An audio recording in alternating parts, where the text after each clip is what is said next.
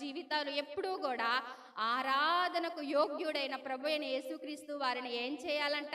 సాగిలపడి నమస్కారము చేసేవారిగా ఉండాలి. హృదయానుసారముగా ప్రార్థన చేసేవారిగా ఉండాలి. 24 పెద్దలు దేవుని ఏం చేస్తూ ఉన్నారు? సాగిలపడి నమస్కారం చేస్తూ ఉన్నారు. 4 జీవులు ఏం చేస్తూ ఉన్నారు?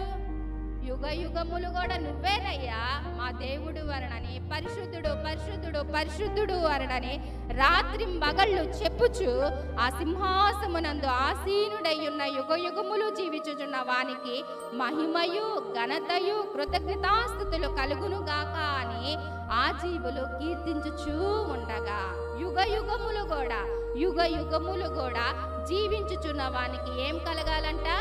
మహిమ కలగాలంట, ఘనత కలగాలంట, కృతజ్ఞతాస్తుతులు కలుగును గాకారణని ఆ జీవులు కీర్తిస్తూ ఉన్నాయనంట. మనం కీర్తిస్తూ ఉన్నామా? దేవుడు మనకు చేసిన మేలును బట్టి కీర్తిస్తూ ఉన్నామా? ఒక మందిరంలోనే కాదండి దేవుని కీర్తించేది. మనం పనులు చేసుకునేటప్పుడు కూడా దేవుని కీర్తించవచ్చు. మనం నెమ్మది లేని స్థలాలలో కూడా దేవుణ్ణి కీర్తించవచ్చు, దేవుని ఆరాధన చేయవచ్చు. జీవులే, 4 జీవులే, కెరూబులే, ఈ యొక్క దూతలే, ఉన్నత స్థానంలో ఉన్న దూతలే దేవుని స్తుతిస్తూ ఉన్నాయి. వాటి పని ఏమిటి? దేవుని స్తుతించటం. ఎక్కడ దేవుని స్తుతిస్తూ ఉన్నాయి? సింహాసనమందు దేవుని స్తుతిస్తూ ఉన్నాయి. 24 పెద్దలు కూడా దేవుని స్తుతిస్తూ ఉన్నారు. అయినప్పటికీ కూడా మనం దేవుని స్తుతిస్తూ ఉన్నామా?